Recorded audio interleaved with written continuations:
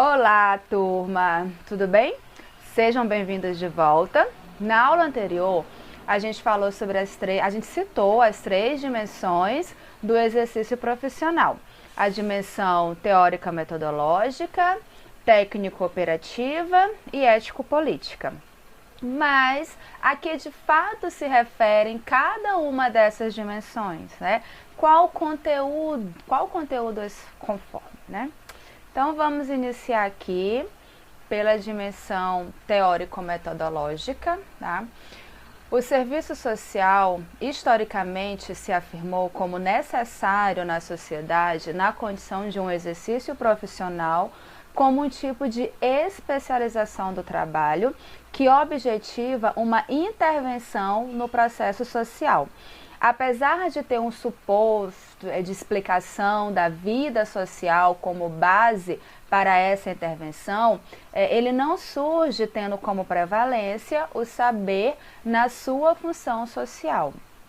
Dessa forma, não se afirma, como necessário na sociedade como ramo do saber entre as ciências, tá? Portanto, o serviço social, ele não tem método e teoria próprios, né? Apesar da necessidade premente de sustentar uma matriz teórico-metodológica que viabilize uma leitura de preferência crítica da realidade social e dessa forma forneça subsídios e parâmetros para a intervenção. É necessário ter em mente, turma, a distinção entre concepções teórico-metodológicas e as estratégias técnicas e procedimentos da intervenção profissional. Tá? Não se deve atribuir uma estrutura de metodologia ao processo da ação, visto que a partir de qualquer referência teórico-metodológica, existe a necessidade de se lançar mão de estratégias e procedimentos para a implementação do fazer profissional. Então, dessa maneira, a perspectiva teórico-metodológica, ela não pode ser reduzida a pautas, etapas, procedimentos de fazer profissional, tá? O movimento da teoria, por sua vez, não é de aplicação no real. Tá? A teoria é a reconstrução no nível do pensamento, tá? É do movimento do real apreendido nas suas contradições, né? Nas suas tendências, nas suas relações e inúmeras determinações, tá? E esse movimento, turma, ele se faz necessário porque a prática social na sociedade capitalista não se revela de imediato, tá? Reafirmando-se, portanto, a exigência metodológica para se aprender as múltiplas determinações e relações como uma totalidade que é histórica. Tá? Então, dessa maneira, a questão teórico-metodológica, ela vai além de um esquema de procedimentos operativos, uma vez que diz respeito ao modo de ler, de interpretar, de se relacionar com o ser social. Uma relação entre o sujeito cognoscente, que busca compreender e desvendar essa sociedade, e o objeto investigado. Assim, se encontra estreitamente imbricada a maneira de explicar essa sociedade e aos fenômenos particulares que a constituem. As diretrizes curriculares para os cursos de serviço social no Brasil, atualmente em vigência, apresentam como pressuposto a adoção da teoria social crítica e do método materialista histórico dialético como orientação teórico-metodológica. E essa orientação, turma, ela se sustenta na leitura da realidade como uma totalidade formada de vários complexos, né? São múltiplas determinações de uma realidade dinâmica que está em constante transformação e possível de ser apreendida pela razão, embora sempre de maneira parcial e suscetiva, né? Uma vez que para ser mais rica, né, para que ela seja mais rica do que aquilo que a gente pode pensar dela, né? Então, para a efetivação desse processo, no cotidiano profissional, o desenvolvimento da capacidade investigativa do assistente social é essencial, não se revela em sua imediaticidade, tá? A investigação das situações concretas postas ao cotidiano através do método constitui-se o recurso indispensável para a apreensão das mediações. Tá? E em relação à dimensão ético-política, o que nós podemos comentar aqui? Turma, a ética, enquanto um campo filosófico, pressupõe ou possibilita ao ser humano atitudes reflexivas, de espanto, admiração, inconformismo, indagação, na sua constante busca pelos fundamentos da vida social. Associada à reflexão sobre a ética, é praticamente impossível, claro, não considerar a moral. Tá? Moral e ética, por algumas filosofias, são até mesmo consideradas como sinônimos, né? Ética como filosofia moral e a moral como realização dos valores éticos. Por outras, né, a moral ela já se refere ao indivíduo e a ética se refere à sociedade. Etimologicamente, né, o termo moral ele vem do latim mores, que significa costumes, tá? E ética deriva do grego ethos, né, traduzindo-se como modo de ser, né, ou modo de vida, tá? Mas, turma, o que a gente quer deixar aqui para vocês é que é indissociada da discussão da ética e da moral a eleição dos princípios e valores que vão dar razão aos costumes e ao modo de ser ou modo de viver social, né? Tem-se dessa forma que a liberdade é o valor ético-moral fundamental, né? Sendo esta entendida como capacidade humana de fazer escolhas e valores, né? Assim, agir eticamente, em seu sentido mais profundo, né, diríamos aqui, é agir com liberdade, né? É poder escolher conscientemente entre alternativas e valores com base nas necessidades humanas genéricas. Tá? Contudo, as determinações que incidem sobre a eleição desses valores, princípios, só podem ser entendidas na totalidade social. Isto levando em consideração a complexa rede de mediações entre necessidades e interesses socioeconômicos e políticos sociais e as possibilidades de escolha dos indivíduos sociais. Esse pensamento ele é discutido por vários estudiosos. Tá? Então, turma, como já visto, são bastante influenciadoras na sociabilidade capitalista vigente a moral conservadora e a moral liberal, forjadas pela racionalidade formal abstrata. A primeira, ela incorpora a tradição, a autoridade, a hierarquia e a ordem como princípios, valores que devem ser conservados e legitimados na convivência social. Tá? A primeira que a gente está se referindo aqui é a moral conservadora. Já a moral liberal, ela reforça o individualismo nas relações e a coisificação das necessidades humanas. Tá? Embora regidas por princípios opostos, ambas negam o princípio fundamental da ética e da moral, que é a liberdade. Né?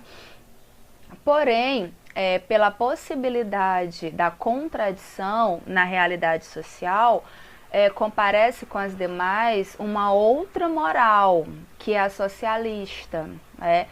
Que busca a construção de valores de emancipação humana que garanta a liberdade nas suas escolhas.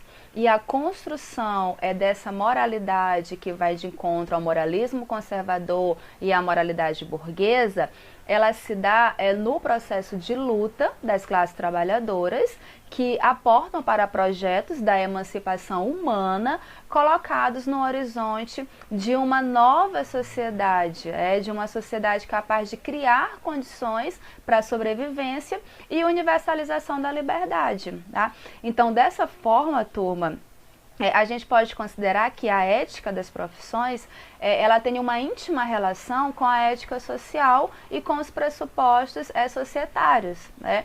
Expressa ou deve expressar de forma sistemática o posicionamento e o compromisso político de uma determinada categoria com o projeto societário ou com determinados valores e princípios, né? Assim trazem referências teóricas, né, que expressam uma dada concepção de homem e sociedade que se traduzem em normas e diretrizes para a atuação profissional presentes no Código de Ética, né, como temos o nosso Código de Ética, tá? Do assistente social. Então, turma, tendo em vista a histórica inserção da profissão no contexto das relações entre o Estado e a sociedade, ou seja, na luta de classes, é preciso considerar o caráter eminentemente político da prática ou do exercício profissional, tá? Yamamoto, ela já chamava atenção para um desafio intelectual e teórico crítico, né, e também político, né, o de desvendar a prática social como condição para conduzir e realizar a prática profissional, imprimindo-lhe uma direção consciente, tornando-se imprescindível para isso o entendimento no sentido ou da natureza política da prática profissional. Tá? Então, a atuação do serviço social é visceralmente polarizada por interesses sociais de classes contraditórias, né, inscritos na própria organização da sociedade e que se recriam na nossa prática profissional, os quais não podemos eliminar. Só nos resta estabelecer estratégias profissionais e políticas que fortaleçam alguns dos atores presentes nesse cenário, né? Assim sendo, a prática profissional ela tem um caráter essencialmente político, conforme Yamamoto, surge das próprias relações de poder presentes na sociedade, nos marcos da crítica ao conservadorismo no serviço social na década de 90, setores da categoria consolidaram um projeto profissional que vem desde a transição dos anos de 1970 para 1980. O projeto ético-político do serviço social, que assume essa nomenclatura somente na década passada, ele se constrói com base na defesa da universalização do acesso a bens e serviços, dos direitos sociais e humanos, das políticas sociais e da democracia, em virtude, por um lado, da ampliação das funções democráticas do Estado e, por outro, da pressão de elementos progressistas emancipatórios. Isso a gente encontra nas leituras de José Paulo Neto, né? Os seus elementos norteadores têm como respaldo as prerrogativas constantes no atual Código de Ética Profissional, o qual tem como núcleo a liberdade como valor central, concebida historicamente como possibilidade de escolher entre alternativas concretas. Esse núcleo central, por sua vez, implica o quê? Compromisso com a autonomia, a emancipação e a plena expansão dos indivíduos sociais. E vincula-se ainda, turma, a um projeto societário, o qual propõe a construção de uma nova ordem social, sem dominação ou exploração de classe, etnia e gênero. afirmando a defesa intransigente dos direitos humanos e a recusa do arbítrio e do preconceito e contemplando positivamente o pluralismo na sociedade e no exercício profissional.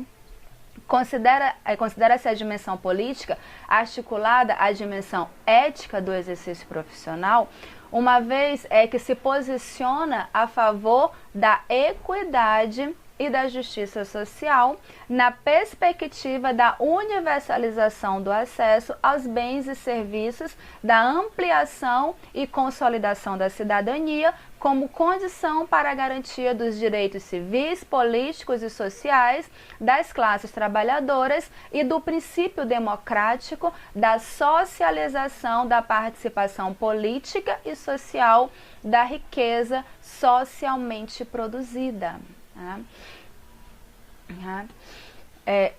E que do ponto de vista estritamente profissional, turma, assume o compromisso com a competência com base no aprimoramento intelectual do profissional e com ênfase numa formação acadêmica qualificada, alicerçada em concepções teórico-metodológicas críticas e sólidas, capazes de viabilizar uma análise concreta da realidade social. Então, cabe ressaltar aqui, turma, que o Código de Ética, ele não se trata de um dogma.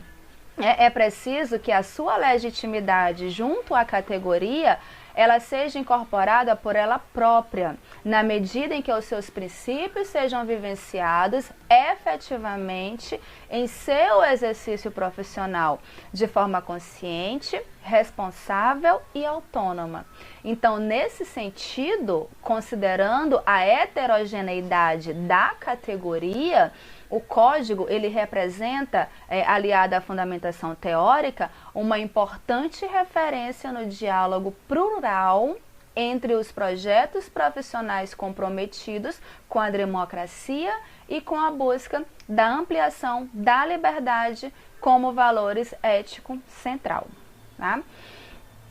E em relação à dimensão técnico-operativa, aqui para finalizar. A dimensão técnico-operativa, ela se refere mais estritamente aos elementos técnicos, instrumentais para o desenvolvimento da nossa intervenção. Os instrumentos, eles devem ser vistos como potencializadores do trabalho, que devem ter a utilização constantemente aprimorada, de forma que se tornem úteis ao objeto e aos objetivos do trabalho. Tá? Eu vou até trazer aqui para vocês uma citação de Trindade. Para Trindade, considera-se instrumental técnico operativo como a articulação entre instrumentos e técnicas, pois expressam a conexão entre o elemento ontológico do processo de trabalho, os instrumentos de trabalho, e o seu desdobramento qualitativamente diferenciado, ocorrido ao longo do desenvolvimento das forças produtivas, as técnicas, tá? Portanto, as técnicas se aprimoram a partir da utilização dos instrumentos diante da necessidade de sua adequação às exigências de transformação dos objetos, visando o atendimento das mais variadas necessidades humanas. A técnica pode ser tomada, então, como uma qualidade atribuída ao instrumento para que ele se torne o mais utilizável possível em sintonia com a realidade do objeto de trabalho. Então, a gente percebe o que, turma? Que é a técnica que vai viabilizar esse aprimorar dos instrumentos, contando que não seja isolada em uma concepção tecnicista, tá? Mas imbuída e implicada nos referenciais teóricos e metodológicos. Tá? Há um certo consenso de que a palavra técnica é empregada para designar procedimentos, processos e tarefas humanas as mais diversas. é identificada como algo próprio do homem e que nasce dele, acompanhando assim sua trajetória histórica. Ao longo da história da humanidade, claro, a técnica ela foi assumindo significados diferentes, né? Campanoli, ele resgata, né, a etimologia da palavra. O vocábulo técnica tem origem no grego techne, que é originário da raiz sânscrita, né, e tem uma palavrinha lá na apostila, eu não sei pronunciar, tá? Mas o que importa é o significado, tá? Significa fazer, aparelhar. Na Grécia, o termo técnica, ele foi utilizado desde a ideia de habilidades, artes ou maneira de proceder. Geralmente, a transformação da realidade natural em artificial e mais adiante, né? Deixou de restringir-se à fabricação material, tá? Passando a referir-se à ideia de um fazer com eficácia e adequação. Até chegar a uma concepção mais ampla, ali a partir de Heródoto, de Píndaro, em que a técnica, né, passa a ter um sentido de habilidade geral, né? Ou seja, habilidade apropriada e eficaz. Tá? Com o advento do capitalismo industrial, no século XVI, a concepção de técnica ligada à arte mecânica se acentuou consideravelmente até a compreensão que temos atualmente, que é a da tecnologia, né? Daí então, a técnica, ela se distancia da concepção grega de criação, o que se acentua pelo distanciamento do trabalhador dos seus meios de produção, ocorrido lá na produção capitalista, né? Então, turma, ao longo dos séculos XVIII, XIX e XX, entusiastas e contrários, os contrários ali ao desenvolvimento tecnológico, né, fizeram a defesa, né, ou a refutação da técnica, pensando nas consequências que seu desenvolvimento vem acarretando para a humanidade. Tá? Há segmentos que defendem que a técnica em si não é de todo maléfica ou benéfica para a humanidade. Mas a questão preocupante é a subordinação de todas as esferas da vida a ela, o que ocorre para a escravidão do homem pela máquina e para a desorganização social. Tá? É importante aqui frisar que a compreensão acerca da dimensão técnico-operativa ela está relacionada a um campo do fazer profissional, especialmente relacionado com a prática, mas que vai além de instrumentos simplesmente aplicáveis. Tá? Entende-se aqui que o serviço social ele não dispõe de um conjunto específico e exclusivo ali de instrumentos e técnicas, mas faz um uso diferencial do instrumental técnico, né, criado pela ciência, sociologia, psicologia, direito, antropologia, por exemplo, tá? Priorizando aqueles instrumentos, recursos e técnicas que conduzem as suas finalidades e iluminando permanentemente o uso da técnica com sua intencionalidade, tá? Então, em oposição às práticas, os procedimentos executados mecânicos ali, irrefletidamente, o instrumental técnico apoia-se em conhecimentos científicos, né, correspondentes, né, é fruto de uma escolha consciente e reflexiva. Sua escolha, né, ou seleção leva em conta os determinantes específicos de uma dada realidade e de cada situação em particular, devendo ser posto em prática no sentido de facilitar e fortalecer as ações propostas. Assim sendo, turma, o instrumental não porta única e exclusivamente o aspecto técnico, né? Uma vez que demanda uma competência ao criar, selecionar e aplicar. Mas também precisa ser considerado em sua dimensão política, né? Uma vez que se pressupõe e se vincula a um projeto político que pode ou não ser de superação, sendo primordial o estabelecimento de mediações adequadas no seu manejo. Então, turma, fica evidente a implicação das demais dimensões sobre a dimensão técnico-operativa. No momento em que os instrumentos, técnicas, estratégias ou procedimentos são acionados pelo profissional, né, através do quê? Através da consciência, né? É preciso que este tenha consciência da intencionalidade que se investe no processo, tá? E sobre isso, Pires, ele comenta que o instrumental técnico não indica esquemas ou modelos rígidos e pré-estabelecidos que se mostram sobre uma capa de neutralidade política.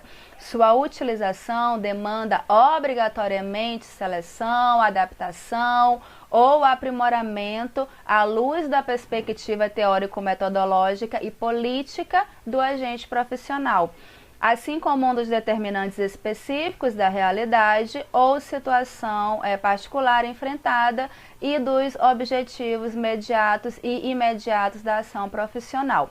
O objetivo ao se forjar a instrumentalidade do assistente social é torná-lo mais do que um agente técnico, um profissional atento às finalidades e objetivos, assim como às consequências do seu trabalho. Um profissional técnico, mas também intelectual, capaz de realizar leituras críticas da realidade social num processo investigativo por meio de sucessivas aproximações, identificando os nexos que constituem os fenômenos, ou seja, apreendendo as mediações, tá? Então, para finalizar, o domínio do instrumental técnico operativo, turma, é muito importante, mas não é suficiente, tá? Precisa ser agregado ao desenvolvimento das demais capacidades do profissional. Considerar a instrumentalidade do serviço social em sua complexidade implica fugir do modelismo, do tecnicismo e do metodologismo, vislumbrando a possibilidade de uma intervenção profissional mais consequente, tá? Era o que eu tinha para passar para vocês em relação às 3 dimensões do exercício profissional, do serviço social, certo? E as citações as que eu me referi aqui, todas estão na apostila de vocês podem estar acompanhando a videoaula, né, interligados ali com o material de vocês, com a apostila. Muito obrigado e a gente se vê na nossa próxima aula. Beijos!